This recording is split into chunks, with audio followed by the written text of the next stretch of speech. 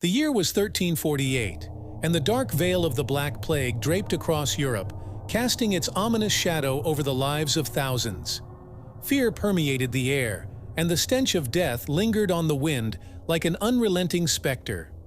In a small village nestled in the heart of England, the once vibrant community of Ravensbrück found itself ensnared in the clutches of this merciless pestilence. As the plague's relentless march claimed one life after another, the village streets were transformed into haunting scenes of despair. The once joyous laughter of children playing echoed no more, replaced by the wails of grieving mothers and the haunting silence of abandoned homes. Ravensbrück had become a ghost town, its former inhabitants lost to the insatiable hunger of the Black Death. In the midst of this desolation, a lone figure emerged. His name was Elias, a mysterious and hooded stranger who appeared seemingly out of nowhere. Whispers about his arrival spread through the remaining villagers like wildfire, sparking both curiosity and unease. Some believed him to be a harbinger of doom, while others saw a glimmer of hope in his penetrating gaze. Elias claimed to possess knowledge that could halt the plague's rampage and bring salvation to Ravensbrück.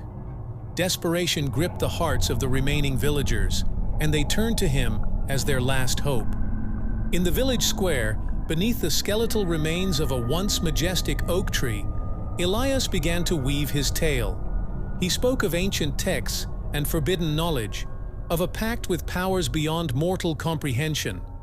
Elias claimed that he had discovered a ritual, a forbidden ritual, that could appease the malevolent forces behind the Black Plague.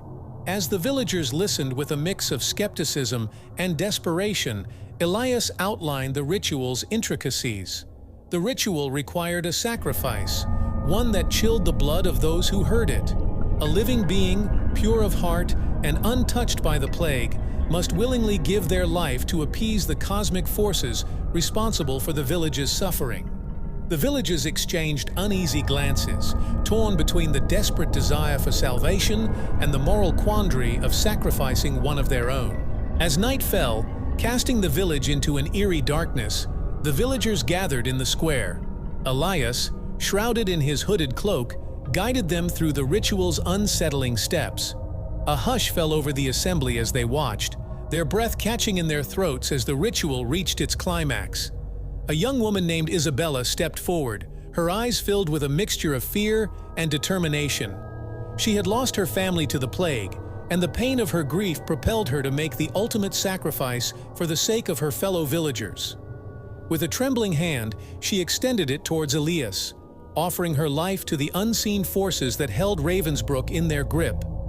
The air grew thick with tension as Elias performed the ritual, his voice weaving ancient incantations that resonated with an otherworldly power.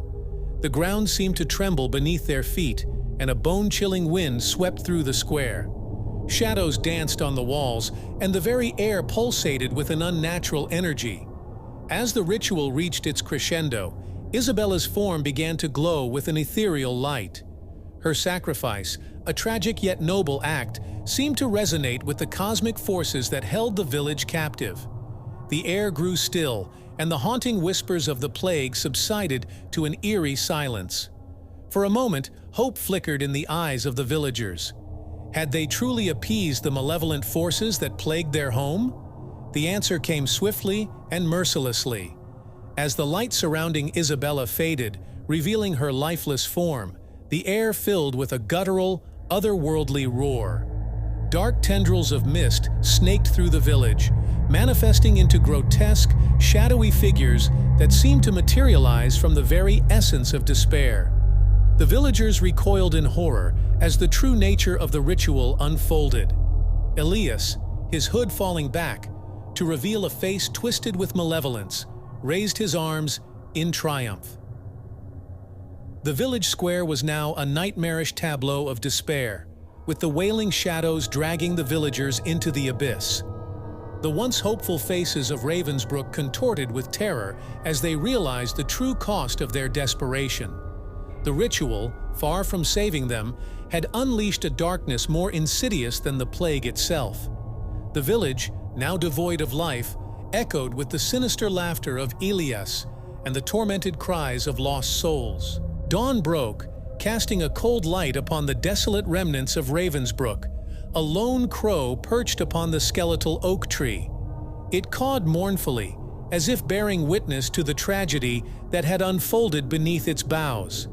The village, once a beacon of life, now stood as a grim testament to the consequences of tampering with forces beyond mortal understanding. And so, the whispers of the Black Plague lingered, carried by the wind that swept through the abandoned streets of Ravensbrück, a cautionary tale etched into the annals of history.